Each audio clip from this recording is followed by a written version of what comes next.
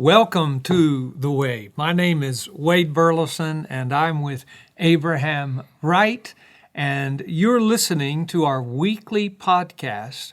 And today's program is going to be a little bit different. Typically, what we do is we take questions and we answer those questions. Last week, we had a question about the lockdown. A lot of people tuned in. A lot of people commented and so on. I encourage you to come back this week to listen because it's going to be a special program. And it is. And the question that is being asked is from me to Abraham. Abraham, you're leaving us and going to Oklahoma City. Why in the world would you do that? No, I'm just joking. I've known for a long time. We're going to talk about it. It's going to be Abraham's chance to kind of share his heart with you. And he's been a longtime friend. Will continue to be a longtime friend. We'll share with you more at the end of this podcast about what we'll be doing with the Wabe. But in just a moment, when we come back, we're going to talk to Abraham about his decision to move to Oklahoma City to Choctaw Road Baptist Church. We'll be right back.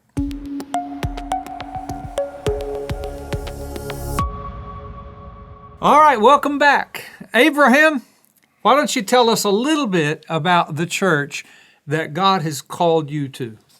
Yeah, so Choctaw Road Baptist Church, Wade, I've known the pastor for many years. I've been able to speak there a few times, and first met him at Rewired. He was sharing his testimony of his wife passing away in 2005, and I think they had 3 children, and just a sudden death. She was just out in the garden, I think, and just a freak accident. And we kind of built a relationship, and but God called me here to Enid, no doubt. And when a door opened of possibly going back to Oklahoma City happened, I wrestled with it. Our family's growing. We have 3 children now. Marge and I, we did IVF. I don't know how many people know that. IVF, explain. What is it? In vitro fertilization. Yes. And so sperm and eggs, put it together, and it makes these embryos. And that's where Isaac, our 10-month-old son, came from. He was frozen. And we have 6 more embryos. So the risk in doing IVF is you can pay all that money and get nothing, no embryos. Or you can get too many. And Marge and I already decided before IVF that we didn't have a peace of mind to just discard or throw these embryos away or donate them. Right. And I don't believe they're lives, but I believe they're potential lives. We implanted 2 about a year and a half, 2 years ago. Both of them didn't take. They implanted 2 more because we started with 10, so that was 2 more. Leaves us with 6. One of them didn't take, and Isaac did take. So as we were thinking, the possibility, maybe these rest of these 6, none could take, or I might have a TV show about all of our children. But we just, it's family. My father-in-law, his wife passed away. I did her funeral about a year ago. My mother-in-law, single. My mother, my grandmother, my brother. And they all live. All in Oklahoma City. Yeah, my brother, around that area. Yeah, all the family. They live in Mustang, Moore.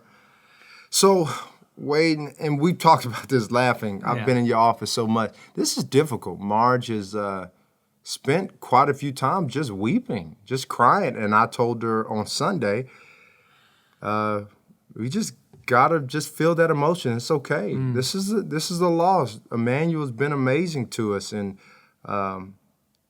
so yeah. Let me ask you this, Abe. You have felt encouragement from me and from our staff. We understand. I've said to you before, family comes first, period. Yeah. Ministry is second. And so from a family perspective, this is going to be really, really good for Marge to be around her family, her mom, her stepfather, or her biological father. Correct. My father-in-law. Yeah. Your father-in-law. And I think it'll be good in until it's not good. I'm No, just no, joking. no. You know how I mean? No, of course. But I mean, if y'all do have other children, you've got a 10-month-old, you've got your 2 girls, 7 and 9. yeah, you've got a lot of built-in babysitting all around there. yes. And of course, your mom, your sister, your brother, your new yeah. sister-in-law. So we've tried to encourage you. Let me ask you this, Abe. For those who are from Emmanuel, who are watching this and so on, we're in COVID-19. It's a shutdown. It's a lockdown. Wow. You and I have been talking about this for several weeks now, several Yeah. months. And so we knew this was coming, but it's a little awkward to have to inform the church I know. via video rather than in person. But you'll be coming back to speak. You'll be coming back. You'll still have a connection with our church. Always. You'll always be my friend. But for those who don't know, maybe tell them a little bit about how you and I met. When did that happen? Okay, so I was working for Fellowship of Christian Athletes in Oklahoma City. Justin Jackson came on staff here at Emmanuel from FCA, Fellowship of Christian Athletes. And I was working with FCA. I enjoyed it, loved it, but it was a lot of fundraising and kind of 2-3 minute locker room talks. I was working with the OU football team, and I just felt a call to get more into pastoral ministry. I was interested in going through seminary, which we'll get to that here in a moment. I'm so thankful for the church, their investment in me. And so I talked to Justin. I said, man, I'm looking around. I'm thinking about going back into church ministry. And so there was a few churches I was talking to, and he told me about you, and I started watching you online, and I think I saw you at the OU basketball game. Yeah. And then you came in to speak to the OU football team when I was working with the team, and it was just a connection. And then we came up here. How long ago was that? 4 years? It was 2016, wasn't it? Or 2015 or 2016. I think season. it was Because it was at the end of the year. So Yes. it might have been 2016. Okay, wow. 4 years ago. Wow. Yeah, that's amazing. And we just felt called. It was clear as ever. And I honestly thought that our family could be here until I retire. I love teaching, and then the church investing in me, and you kind of pushed me to stick with it. Getting my master's degree, and still don't feel any smarter, but I was able to pass and kind of work through that. But it was a huge investment the church had on me, and I hope that they sense my love and appreciation. Oh, absolutely. You and Marge have been a blessing to our church. And frankly, you always want staff that other people are interested in, because that shows that you have a good staff. So we have the highest of hopes for you. If you're ever in the Oklahoma City area, go by and check out Choctaw Road and go see Abe and Marge. Let me ask you, Abe, in terms of, you've kind of touched on it, but in terms of what this church and the people of Emmanuel Enid have meant to you, and maybe kind of hit some highlights of what you personally have learned during your 4 years here about ministry. Okay, yeah. So Emmanuel has really become a family, and people have watched our kids, have watched our animals, have been generous, and you know what? Sometimes it's been uncomfortable as people have tried to be a blessing to me. I already felt so blessed, and they said, "No, we want you to receive this." They were wanting to be an even more blessing to my wife and I. It just feels like family. The reception, us starting this Wave podcast has been really good for me. It's a vision I've had for a long time. And then the staff here, that's going to be really difficult because, staff, you bond, build relationships. But I'll say this, Wade, probably one of the main things that I will take with me as I transition is your passion to know people's names, to care for the widows, the down and out, because when I watch you from afar, obviously people know you're a historian, you love speaking, passionate, but I remember going to a few of those ALS visits with you. I was so uncomfortable. I remember going to the nursing home, and you go by room by room by room, and it's genuine. You would know their story, their name, you'd say something intentional. And so I'm just kind of watching, like, from my view, and I've said this from the stage, I was more impressed off the stage seeing you do these visits than your sermon. And that is probably something that is really near and dear to my heart, because ministry nowadays, you can hide and be good in front of the camera and really not be interested in people. Now, we all struggle. We all have selfish moments, but I think some people don't even desire or even broken about, you know what? I need to go check on this person. We need to go visit such and such in the hospital. So that is one thing that really, really surprised me. If we came in a staff meeting and we missed a hospital visit, or we came in and I said, yeah, I was talking to such and such Sunday, and you're like, what was their name? I'm like, you know, the guy, he OSU fan, you talking about Ted. And you made me say Ted and Darlene 70 times in staff, just because you wanted us to value people's names. Yeah. I personally, Wade, and I've said this to Justin, I've said it when you weren't around, that's really impressive. I'll even say that this isn't a brag on Wade. It's just what God has been doing. Even the funeral director that is now attending our church, members. Sean Cummings. Yeah. Yes. Good. I remember the last name. We have a great relationship. Sorry, Sean. You know I know your name. But just on the spot, these cameras, you know. But Sean told me he remembers seeing you in the middle of the night when he would show up and someone has just died. You'd be coming in with the suit. Even between services, you would come and talk with the family. And he was going to a different church, had no interest in coming to Emmanuel. He told me this. But he said he was really impressed. You were intentional with people's names. No matter the time of the day, you were getting out of bed, you would go there. And he said he knew of pastors that they would call and say, I'll see you sometime tomorrow. But you would get up and go.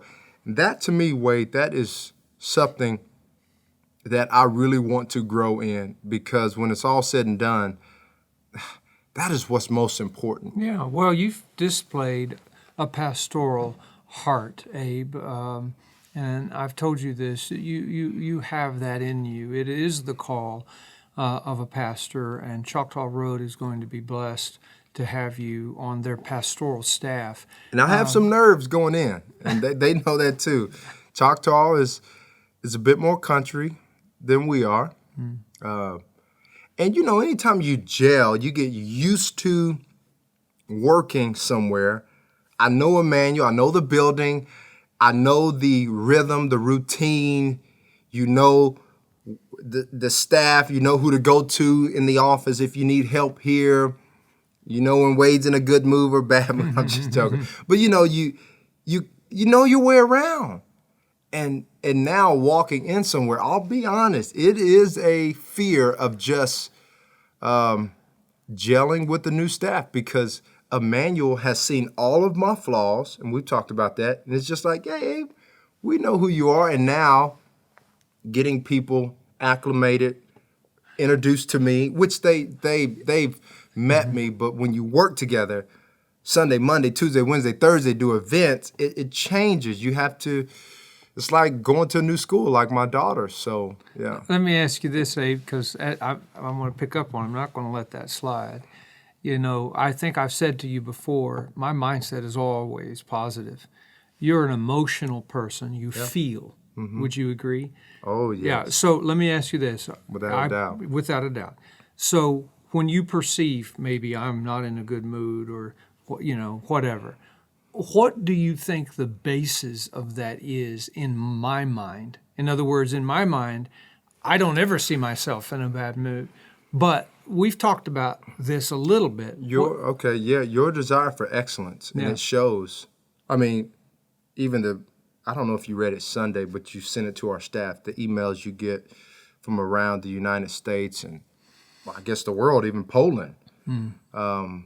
Your desire for excellence, just like if someone is owning an Apple store or a Chick-fil-A store, you just don't say, well, because you're a pastor and Jesus loves you, you're on staff, and hey, don't worry about it. You want people to be Yeah. prepared and know what you're going to say, and was that your best? Yeah.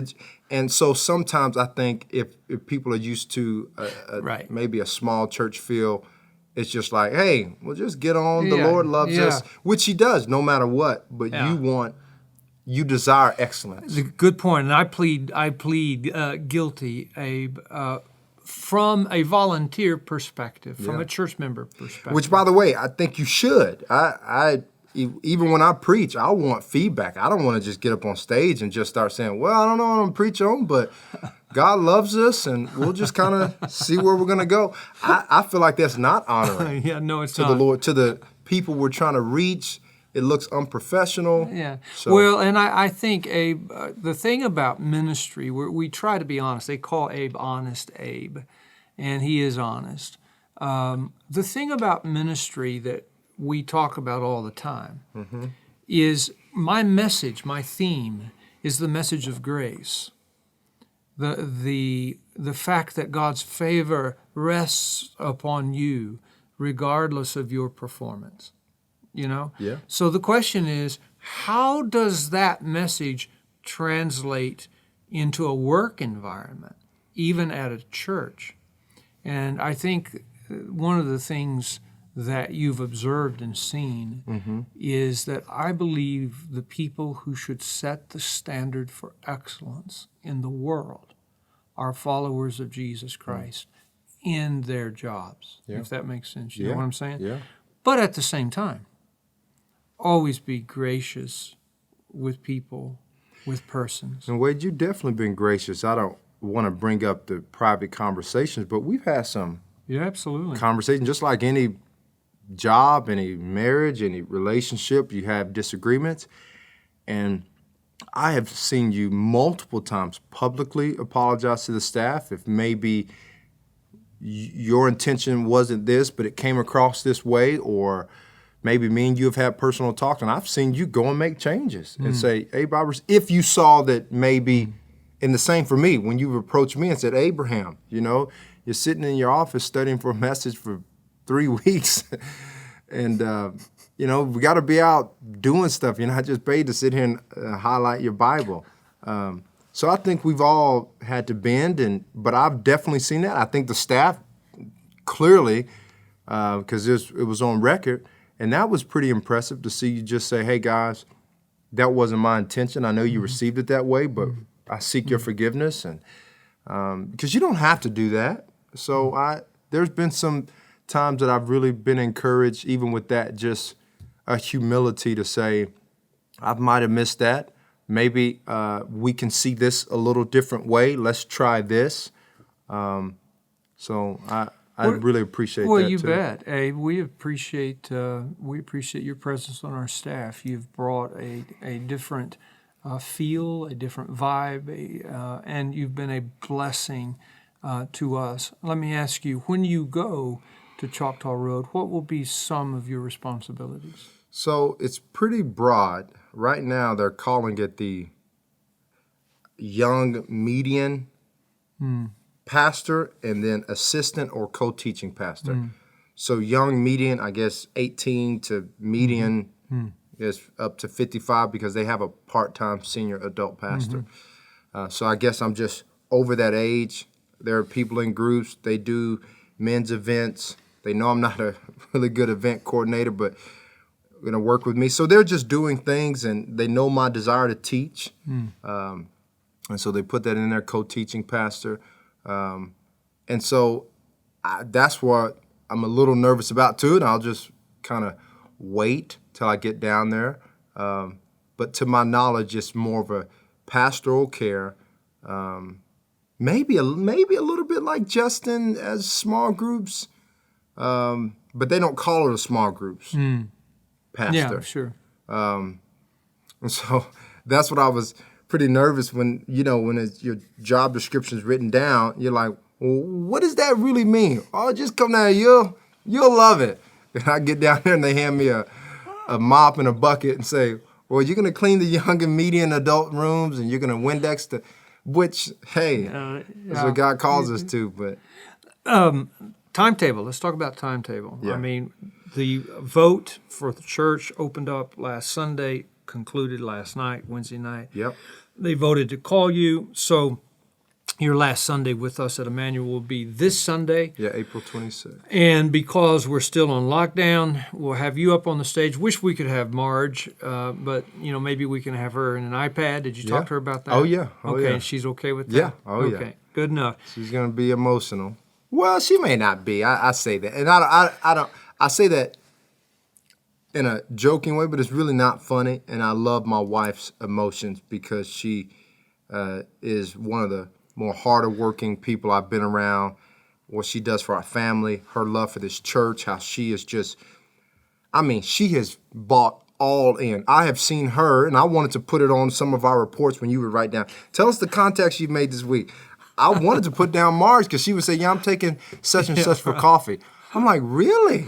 When are you doing that? And she got involved in the foster care initiative, and she was at home just organizing and spending hours on this deal. And I really do appreciate my wife. So even though I'm talking about her crying, heck, I need to cry. I think it is a beautiful thing to embrace the emotion if it's there. So Sunday. So Sunday, April 26th, yep. And then it looks like probably starting May 1st. At Choctaw Road. Yeah. Well, we'll have an opportunity when we come back at some point as a church family and gathered for you to be able to greet and say goodbye to Abe and Marge. It'll be down the road, probably a little bit later this summer. In fact, we might even have you preach, Abe, if you can come up. Yeah. Maybe we're doing Rooted Yes. in summer, and maybe what we can do is have a time with you and your family if they can come. That'd on be awesome. August the. I'll get with you. Okay. First Sunday of August, we're going to be out of state, and it would be a great opportunity for our church to more formally be able to say thank you. But I know, Abe, our friendship will continue. Yep. And And by the way, Wade, I hope you tell them about potentially what's coming up with the Wade, because I know I talked to you about it, I don't know, last week we were talking. I personally do feel that people listen to the podcast, and I received the emails, and that was really impressive to me to see these emails from people, I don't know, Buffalo, New York, all this stuff, and I'm like, wow, people listen. And I was hoping that you would continue this, because I really do feel that people might have questions. Maybe if you're going through Revelation or the book of Daniel, whatever, and you can explain something. If someone says, hey, I don't understand, this doesn't make sense, how do you get this out of this, where you can talk it through, or just random questions people have. So I was hoping you'd continue it. yeah, well, I think there'll be a revamping of it. One of the questions that we have, Abe, some of my friends who listen, they love the dialogue. They love, explanations. But sometimes the podcasts, the videos, are too long to watch, particularly videos. Yeah. So the question is, do we stay weekly? Do we go daily and make them very short? We're going to be discussing that this week, but I will continue a podcast. It will be redesigned. We'll probably still call it The Wade, but it'll be the Wade Burleson podcast. Working at Biblical Encouragement is the acrostic on The Wade, Working at Biblical Encouragement. But the format, we'll have more to say about that next week. I think right now we'll probably do once a week, but it could change and could be 5 times a week, Monday through Friday, with short clips, short videos that we film and answer your questions. Not to jump in. You remember you interviewed Senator Langford. Yeah. In today's technology, I think Yeah, that should be absolutely. considered. Think about all the people that you might come across if there was a way to every blue moon get them videoed in. Yeah, in fact, Rotary, I have Paul Young, my friend who wrote The Shack. He'd speak like that. I mean, Franklin Graham would never come to Enid, but he's been a friend for years. See? So, wow. Yeah, but problem is Michael's back there just grimacing because we only have one spot that we can do that in, and that's the hub. Where we have the ability to talk back and forth. Okay. And that is used all the time. In the auditorium, maybe, I don't know. Well, Can I hope work I on didn't it. open up again. No, you didn't. I was just- No. I think podcast is the way you get to know people better. And I'm old enough now, and I don't really care what people think of me anymore. You know what I'm saying? When I was a young pastor, I was more concerned with that. Yeah. It doesn't bother me anymore. And I want to be nice, and I want to be kind. I want to be gracious. And as you said, I want excellence in everything we do at Emmanuel Enid. And I think, Abe, you see the excellence that Emmanuel produces. Well, anybody can see it if they watch our services. Yeah, and I want that to continue. You've been a great part of that these last 4 years. Want to wish you and Marge just the most wonderful ministry time, more importantly, family time, the children that come along, and I believe you may have to start your own television show. With No, I was the number of joking kids. because my daughters, they watch Outdaughtered. I don't know, it's a Right. show. They just, Yeah. and I was thinking, what if Yeah. all 6 of these take, or 4 or 5 of them take? And Oh. sometimes you implant Whoa, 2 6. and they can split. You get quadruple. Oh. But I'm not saying Marge's age, she's very Yeah. young, but I just didn't want her to go through that many pregnancies. 12 So kids. we might be looking for a surrogate. Yeah. Oh, wow. So I don't know why I said that. Maybe it's Oh my! Well, maybe not. anyway, Abe, God bless you, my friend. Thank and if you're watching the Wabe, send your greetings, send your comments, send your questions to wabequestions@gmail.com, and say anything you'd like to Abraham Wright. Well, he'll be able to read those. And be sure and follow the Wabe, and we'll be back next week with a redesigned format on the Wabe. God bless you.